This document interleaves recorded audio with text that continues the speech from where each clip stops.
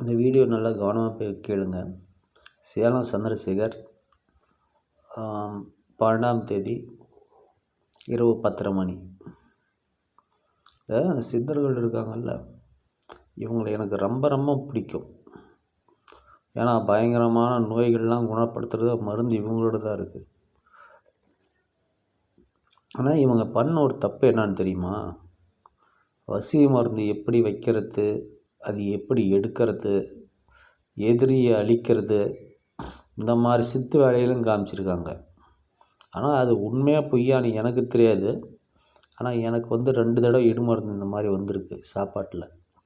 ஒரு தடவை எடுத்து கிளியர் பண்ணிட்டேன். ஆனால் இப்போ என்னால் முடியல. சாக போகிற நிலைமையில் இருக்கிறேன். வவுத்தொலியான வவுத்தொலி. டாக்டர்கிட்ட போனால் உடம்புல எந்த நோயும் இல்லைப்பாங்கிறான். ஸ்கேனு எக்ஸ்ரே எல்லாத்தையுமே எடுத்தாச்சு. ஈவன் பிளட் கூட டெஸ்ட் பண்ணிச்சு. A to Z எல்லாம் நார்மலாக தான் இருக்குது. நான் கொஞ்ச நாள் ஒரு 6 மாதமாக அஜீரண கோளாறு நினச்சிக்கிட்டு இருந்தேன். ஆனால் அது அஜீரண கோளாறு இல்லை, இடுமருந்து உள்ளே இருக்குது.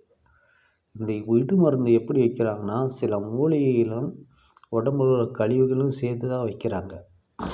இது தேவையில்லாத விஷயம். ஒருத்தனை அழிக்கணும்னா அவன் தானாகவே அழிஞ்சிடறான். அது கர்மான்னு சொல்கிறோம்ல. அப்போ அவங்கவுங்க பண்ண கர்மா அவங்கவுங்களுக்கு. அகராதிக்கு போய் நாம் ஒருத்தருக்கு இடுமருந்து வைக்கிறது, காலடி மண் எடுத்து செய்வன் வைக்கிறது, இதை நியாயமா? அப்போ நீ உனக்கு அவன் கெடுதல் நினச்சானா நீ விட்டுட்டு போயிட்டே இரு. அவன் பண்ண கர்மா அவனை என்னைக்காவது கேட்கும். அதுக்குன்னு தேவையில்லாமல் இந்த விஷயத்தை பண்ணிகிட்டு இருக்காங்க.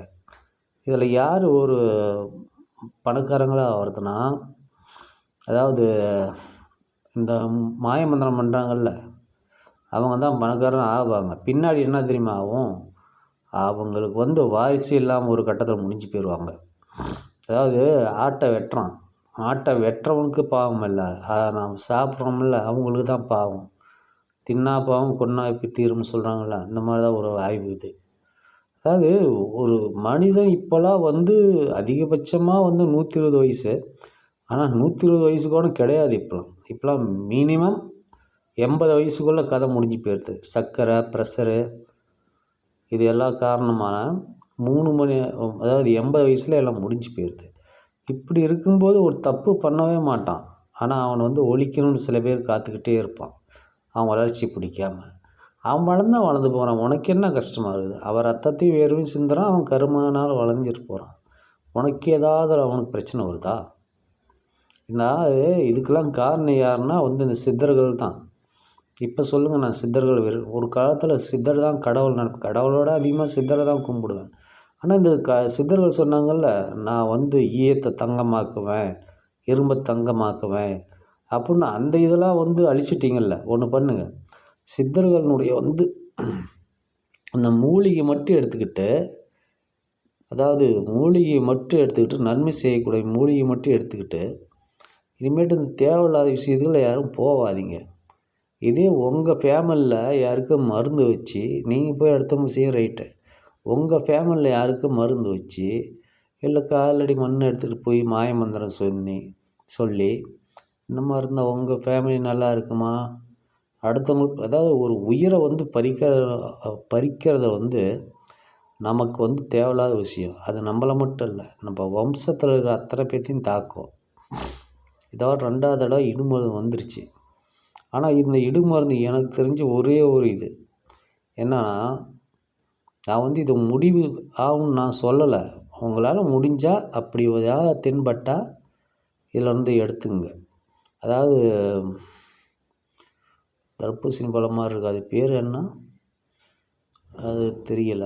ஆக்சுவலாக தர்பூசணி பழமாக தான், முலாம்பழம் டெய்லி ஒரு நாளைக்கு சாப்பிடுவாங்க. அது அந்த மருந்தே கரைக்கிற சக்தி அதில் இருக்குது. இன்னொன்று என்னென்னா, இது அவுத்திக்கீரை முருங்கைக்கீரை ஒரு நாள் விட்டு ஒரு நாள் சாப்பிட்டுக்கிட்டாங்க. அதுலேயும் அந்த சக்தி இருக்குது. அடுத்தவங்க துன்பப்படுத்தி பார்க்குறதுல உங்களுக்கு என்ன அவ்வளோ?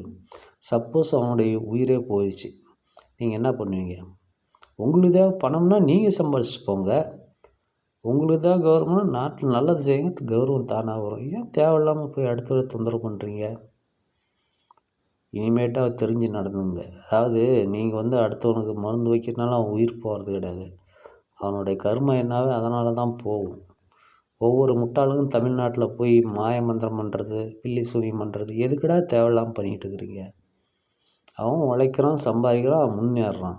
நீயும் அவன் அவன் 10 மடங்கு உழைச்சா நீ 100 மடங்கு உழை. அதாவது தெய்வத்தால் ஆகாது என்னன்னு முயற்சி மெய்வரத்து கூலி தரணும். பகவத்கீதையிலே கிருஷ்ண பரமாத்மா சொல்கிறார். இதெல்லாம் பொய்ன்னு சொன்னால், மாய மந்திரம், பில்லி சூனியம் இதெல்லாம் பொய்ன்னு சொன்னால், கடவுள் இருந்த காலத்தை அசுரர்கள் இருந்திருக்கிறாங்க. இப்பவும் சில இடத்துல துஷ்ட சக்தியில் நடமாட்டாங்க. பேய், பிசாசு, காற்று, கருப்பு. ஒருத்தன் தன்னுடைய விதி மூடாமல் செத்துருப்பான். அவன் என்ன பண்ணுவான், அந்த அடித்த இடத்துல தான் அவனோட ஆத்மா சுற்றிக்கிட்டே இருக்கும். நம்ம எதிர்பார்க்க தான் யார் நம்மளை ஏன்னு சொல்கிற மாதிரி நம்ம பின்னாடி திரும்பி பார்ப்போம். இப்போ என்ன ஆகும், அந்த ஆத்மா நமக்குள்ளே அண்டிக்கும். அது எல்லாத்துக்கும் அண்ட முடியாது, ஆனால் ஒரு சிலருக்கு அண்டிக்கும். அப்போ தேவையில்லாமல், அதாவது அது என்னன்னா அது நம்ம வண்டியில் போகிற ஆக்சிடெண்ட் ஆகுது, அது வேறு விஷயம். அதாவது சொல்கிறான், அவனுடைய கர்மா அவன் இழுத்துட்டு போயிடுச்சுன்னு சொல்கிறோம்ல. கர்மா இழுத்துக்கிட்டு போனால் பரவாயில்ல. சில அயோக்கியர்கள் பண்ணுறத ஒருத்தனை பிடிக்கல போயிட்டாரு. சொந்த அண்ணன் பிடிக்கலாம் போயிட்டாரு. ஏன் தேவையில்லாமல் போய் அடுத்தவனுக்கு மாயமந்திரம் பண்ணுறது, பில்லி சூனியம் வைக்கிறது, அடுத்தவன் தலைமுடி எடுத்துகிட்டு போகிறது, காலடி, இதெல்லாம் தேவையில்லாத விஷயம் தானே. கொஞ்சம் யோசிச்சு பாருங்கள். இதெல்லாம் யார் காரணம்? இந்த சித்தர்கள், இந்த நாட்டு வைத்தியர்கள். நாட்டு வைத்தியர்கள் நான் ரொம்ப புகழ்ந்துட்டு இருந்தேன். அதாவது எல்லா நோய்க்கும் நம்ம இந்தியாவில், தமிழ்நாட்டில் சித்தர்கள் 2000 வருஷத்துக்கு முன்னே சொல்லிட்டு போயிட்டாருன்னு. ஆனால் இந்த மாதிரி சில கீழ்த்தரமான விஷயம் நம்ம சித்தர்களால் கையாளப்பட்டிருக்கு. ஆனால் சித்தர்கள் செஞ்சாங்கன்னு சொல்கிற ரைட்டு. சித்தர்கள் ஃப்ளைட்டை கண்டுபிடிச்சாருங்களா? ரயிலை கண்டுபிடிச்சாருங்களா? மொபைலை கண்டுபிடிச்சாருங்களா? அப்போ அவங்க செஞ்ச நன்மையை மட்டும் எடுத்துக்கணும். அதில் இருக்க தீமையை எடுத்துகிட்டு போய் அதை நாம் அடுத்தவரை துன்பப்படுறது சரியாக தப்பாக நீங்களே யோசித்துங்க. 2வது நாளாக இப்போ இந்த சித்தர்கள் புக்கே படிக்கிறது ஏன்னா வெறுத்துருச்சு. இவங்க அன்றைக்கி அந்த ரசவாதத்தை கண்டுபிடிச்ச ரைட்டு. ரசவாதத்தை கண்டுபிடிச்ச ரைட்டு. அந்த நவபாசன சிலையிலேருந்து ஒரு 10 ml தண்ணி எடுத்து குடித்தா உலகத்தில் இருக்க எல்லா நோயும் குணப்படுத்தலான்னு சொல்கிறீங்க, ரைட்டு. அது நியாயம். அப்படி குணப்படுத்துறத விட்டு நீங்கள் அதாவது தேவையில்லாமல் இடுமருந்து வைக்கிறது, மாயமந்திரம் செய்கிறது, இது எந்த விதத்தில் நியாயம்? கேட்டால் தமிழ் கல்ச்சர், நாங்கள் 2000க்கு முன்னே உலகத்தினுடைய வெயிட் என்னான்னு சொல்லிக்கிறோம், கோள்களை கண்டுபிடிச்சிருக்கிறோம், தமிழர் பண்பாடு வந்தவங்களை உபசரிக்கிறது, இந்த மாதிரி வந்தவங்களை உபசரிக்க பதிலாக அவங்களுக்கு இடுமருந்து வச்சுக்கிட்டா பழி வாங்கி, இது தமிழ் நாகரிகமாக பண்பாடா? இது தமிழ்நாட்டோட ஆந்திராவில் தான் அதிகமாக நடந்துக்கிட்டுன்னு கேள்விப்பட்டேன். ஆனால் நம்ம தமிழனாக இருந்தால் தமிழ்நாட்டினுடைய உற்பத்தின்னா இந்த மாதிரி யாரும் செய்யாதீங்க.